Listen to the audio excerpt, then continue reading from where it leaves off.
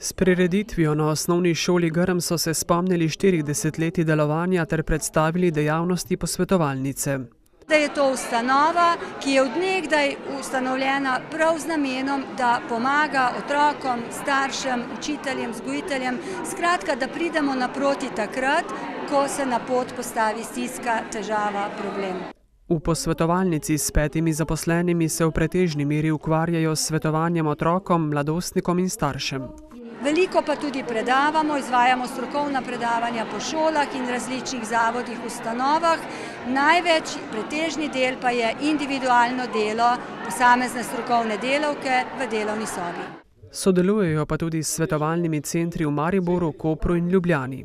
Mi imamo pravzaprav enako bazo, otroke s podobnimi težavami, se pravi otroke, ki so normalno integrirani v šolo, ampak imajo tam težave, učne težave, čustveno-vedenjske motnje, motnje pozornosti, tovrstne reči.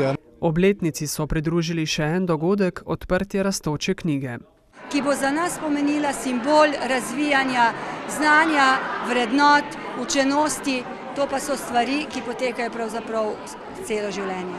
V prihodnje bodo še naprej ostajali zvesti svojemu poslanstvu in se trudili pomagati ljudem po svojih najboljših močeh.